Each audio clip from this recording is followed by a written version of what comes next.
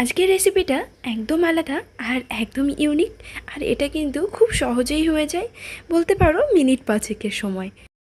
রেসিপিটা কিন্তু আমি একটা দিদির ভিডিও দেখেই বানিয়েছি, আমার আইডিয়া ছিল না।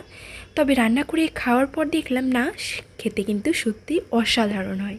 প্রথমে দেখো এখানে আমি নিয়ে নিয়েছি বড়ি, আর আজকে করব বড়ি ভাপা।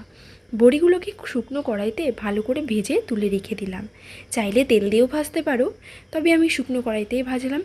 এবার ওই কড়াইতেই দিয়ে দেব কিছুটা তেল। এইবার এই বড়ি ভাপার জন্য একটা মশলা রেডি করব, সেটার জন্যই তেলটা দেওয়া।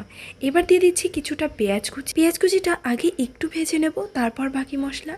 একটু ভাজা হওয়ার পর এবার এর মধ্যে দিয়ে দিচ্ছি আমি কয়েক টুকরো রসুনের কোয়া। এখানে আমি 4 টুকরো নিয়েছি। দিয়ে দিলাম কিছুটা আদা। আদা দেওয়ার পর দিলাম লঙ্কা। এবার এটাকে আবারও একটু ভেজে নিচ্ছি। একটু ভেজে নেওয়ার পর এবার এর মধ্যে দেব একটা টমেটো কুচি করে। টমেটোটা দিয়েও ভালো করে ভেজে তুলে নেব।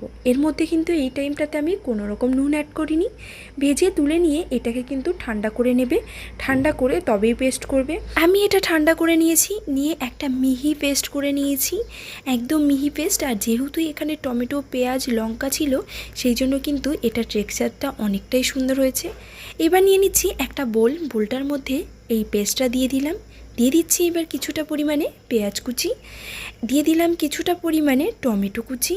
এখানে চাইলে কিন্তু তোমরা রসুন কুচিও অ্যাড করতে পারো। দিয়ে দেবো এবার কিছুটা ধনেপাতা কুচি। ধনেপাতা কুচি করে দিতে না চাইলে এখানে মাঝখান থেকে ছিঁড়েও দিয়ে দিতে পারো, এটা কিন্তু দেখতে আরও বেশি ভালো লাগবে। তারপর দিয়ে দিলাম একটু হলুদ গুঁড়ো, পরিমাণ মতো নুন, দিয়ে দিচ্ছি এখানে গোলমরিচ গুঁড়ো। এবার দিয়ে দিলাম ভাজা জিরের গুঁড়ো। এখানে চাইলে একটু ধনে গুঁড়োও অ্যাড করতে পারো।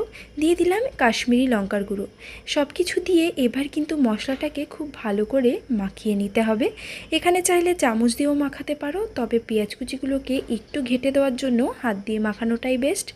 এবার দিয়ে দিচ্ছি ভেজে রাখা বড়িগুলো দিয়ে দেওয়ার পর এবার সর্ষের তেল দিয়ে এবার কিন্তু এটা আর হাত দিয়ে মাখালে হবে না। এবার একটু আলতো হাতে চামচ দিয়ে এটাকে খুব ভালো করে কিন্তু মাখিয়ে নেবে। চামচ দিয়েই মাখবে, না হলেও বড়িগুলো ভেঙে যাওয়ার সম্ভাবনা থাকে। এবার আমি এগুলো ভালো করে মেখে নিয়ে যে কড়াইতে মশলাটা ভেজেছিলাম, সেই কড়াইতে কিছুটা তেল ছিল, সেই তেলে দিয়ে দিলাম কালো জিরে ফোড়নে।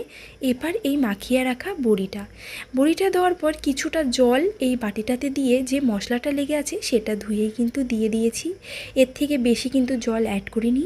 আর এই টাইমটাতেই কিন্তু নুনটা তোমাদের স্বাদ মতো দেবে, পরে কিন্তু নুন দিতে পারবে না, কারণ বড়িগুলো একদম সেদ্ধ হয়ে যাবে। তখন বেশি ঘাটাঘাটি করলে বড়িগুলো একদম ভেঙে যাওয়ার ভয় থাকবে। সব কিছু দিয়ে একটু নাড়াচাড়া করিয়ে এবার কিন্তু এটা ঢাকা দিয়ে মিনিট 5 রেখে দাও। 5 মিনিট পর ঢাকাটা তুলে দেখতেই পাচ্ছ কিছু কিছু বড়ি আছে যেগুলো একদম গলে গেছে, আর কিছু কিছু বড়ি আছে গোটা গোটা রয়েছে। এটা কিন্তু দেখতে অসাধারণ লাগছে আর খেতেও কিন্তু অসাধারণ হয়েছিল। তারপর আমি এটা গরম গরম ভাতের সঙ্গে সার্ভ করলাম। সত্যি বলছি, এই রেসিপিটা যদি না বানাতাম বুঝতেই পারতাম না এত টেস্টি হয়। এটা তো আমার খুব ভালো লেগেছে। আর দিদিভাইয়ের রেসিপিটা হয়তো এর থেকে বেশি সুন্দর হয়েছিল, তবে আমারটাও কিন্তু কোনো অংশে কম হয়নি। এত ভালো লেগেছে যে আমি আবারও একবার ট্রাই করব। তোমাদের ভালো লাগলে অবশ্যই একবার ট্রাই করো, আর কেমন লাগলো জানাতে ভুলো না।